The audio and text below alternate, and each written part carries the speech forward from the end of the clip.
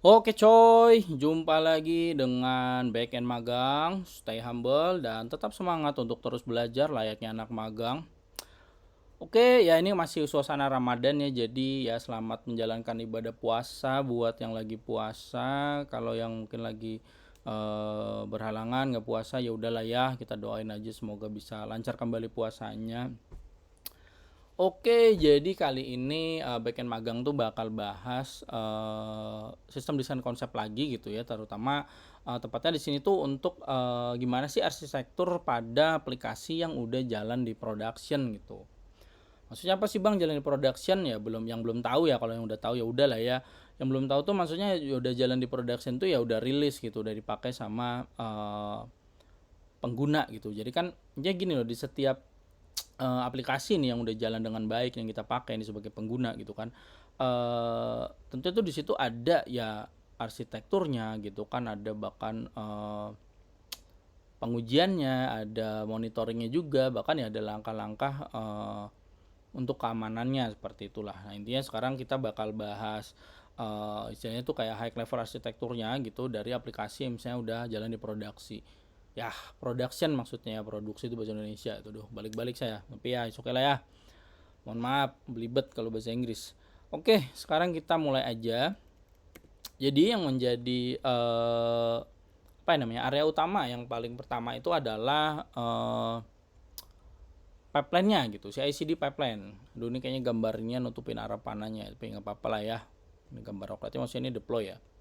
Jadi gini, apa CI/CD itu kalau kepanjangannya sendiri itu adalah continuous integration dan continuous deployment gitu. Nah, itu buat apa sih Bang? Jadi itu tuh yang istilahnya tuh ngomong gampangnya tuh dia tuh yang memastikan bahwa kode kita itu ya udah berjalan gitu dari repository, kan kode kita taruh di repository gitu ya. Dan udah melalui serangkaian pengujian juga gitu kan, terus kita checking di pipeline-nya juga, dan intinya tuh nanti dia bakal bisa rilis atau istilahnya terdeploy ke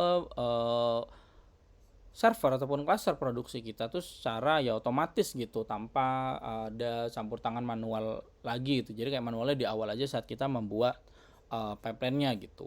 Nah ini yang penting sih. Jadi ketika kita kode udah taruh di repository, ada pembaruan di repository, itu si pipeline ini langsung tahu, dia langsung cek ada yang error atau enggak. Misalnya kalau udah aman, dia akan langsung rilis itu ke cluster yang mana. Misalnya kalau ini apa namanya, pipeline ini dipakai juga buat dalam lingkungan yang masih staging atau masih tahap tes ya sama aja gitu. Tapi biasanya yang produksi pasti kita udah pakai ini gitu juga.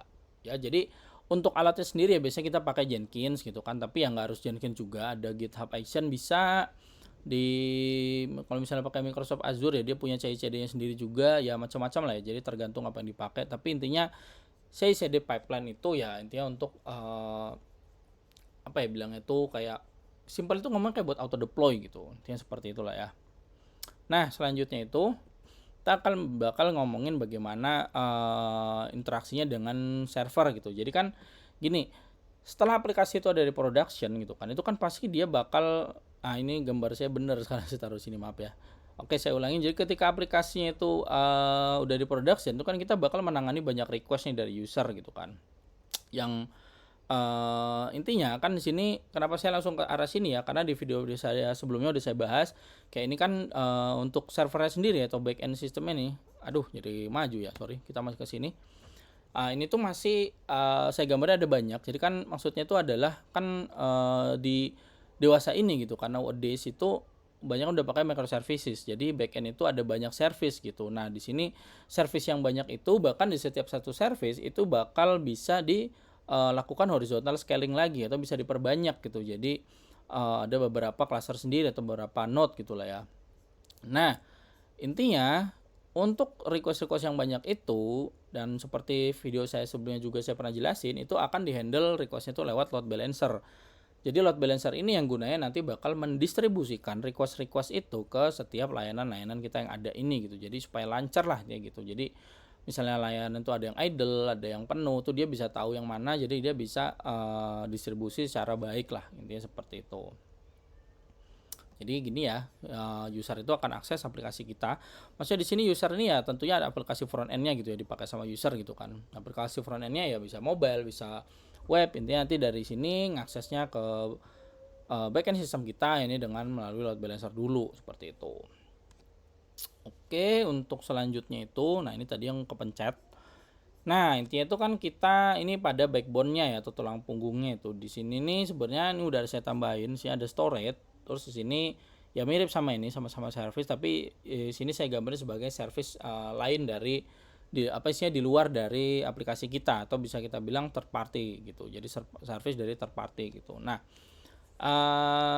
intinya kan server kita ini juga memerlukan penyimpanan data gitu kan. Nah, untuk itu ya kita juga pasti nyiapin cluster sendiri nih atau server sendiri buat jalanin si penyimpanan datanya ini sebagai storage atau database kita taruh di sini gitu. Bisa kita sebut ini database gitu ya. Ini yang sebagai storage data kita itu bisa kita taruh di service yang lain di server yang lain gitu.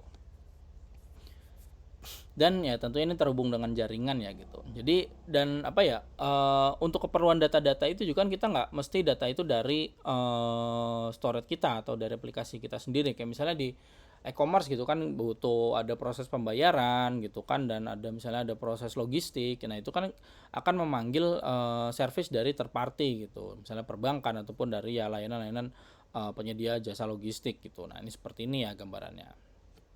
Oke.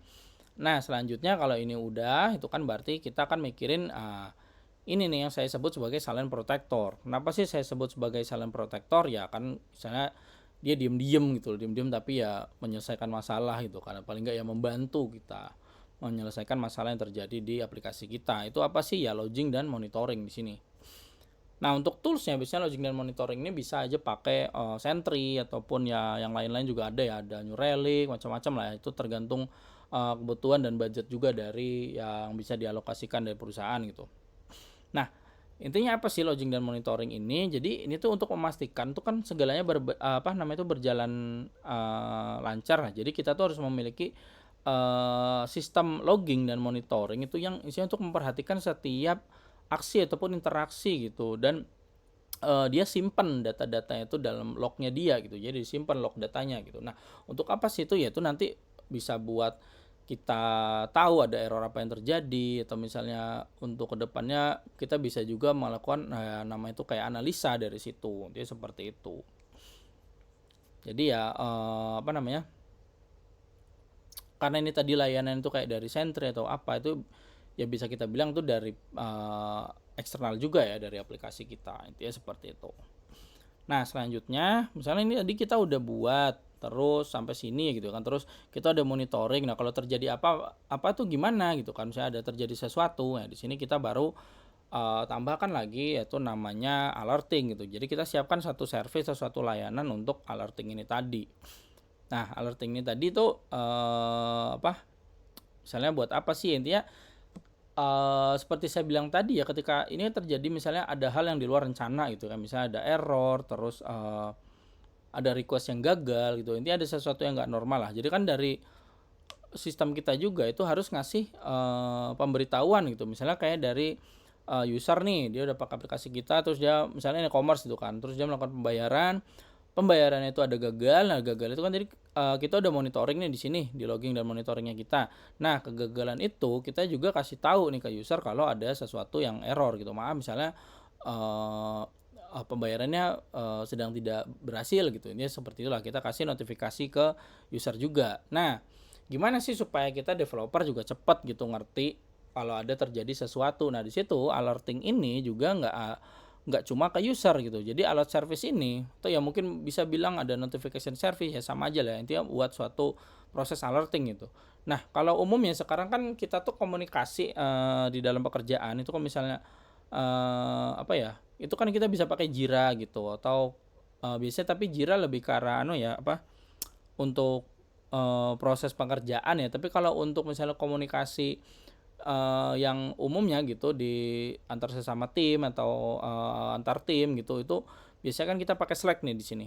Nah, di Slack itu ya kita bisa buat suatu channel yang dedicated buat masalah-masalah kayak begini. Jadi nanti ketika ada suatu error atau suatu masalah, itu alertnya bisa kita push ke channel itu. Nanti anggota-anggota di channel itu, atau tepatnya ya orang ataupun divisi atau tim yang bertanggung jawab untuk masalah ada error itu, yaitu bisa langsung tahu gitu dan bisa segera melakukan suatu tindakan gitu. Jadi kira-kira begini ya dengan alerting. Jadi kalau disimpulin intinya tadi arsitektur sebuah sistem yang udah ada, maksudnya udah jalan di level production, ya kita berarti harus pikirin ininya, ada CI/CD-nya, terus ada bisa ada bisa enggak, tapi kalau ini ya untuk third party service ya, tapi yang jelas pasti ada storage, terus ya ada backend services-nya sendiri, terus kita pakai load balancer untuk distribusi request ke setiap service yang kita punya. Terus apapun yang terjadi di dalam aplikasi kita itu kita taruh di sistem ataupun ya cluster sendiri untuk logging dan monitoring ini, yang biasanya kita pakai third party juga, bisa Sentry tadi ya, bisa yang lain-lain. Terus kita juga siapin untuk alert service, yaitu dimana untuk alerting ke user maupun ke developernya sendiri. Jadi intinya seperti itulah ya, untuk aplikasi yang jalan di production tuh kira-kira begini untuk yang belum mengerti. Kalau udah tahu ya udah lah ya. Nah selanjutnya kalau udah kayak gini, tentunya kita bakal ada pertanyaan juga, gimana kalau ada error di level production itu gitu kan. Nah kalau ada error production, ya ini misalnya gini ya, ada bug nih misalnya di production kita gitu. Nah pertama ngapain sih? Nah yang pertama itu kalau menurut saya tuh ada begini. Jadi kita melakukan namanya log diving. Jadi kita nih benar-benar nyelam dalam-dalam ke logging dan monitoring yang udah kita sebut-sebut tadi ya. Jadi kita bisa baca lognya, apa yang terjadi di suatu waktu tertentu, dan kita cari dan analisa dari situ gitu. Di mana sih kira-kira root cause dari errornya. Dia seperti itu. Itu yang buat bantu kita dalam proses debugging gitu. Nah, setelah itu yang kedua, intinya kita harus replicate ini ke ya lingkungan yang lebih aman. Dalam arti kita jangan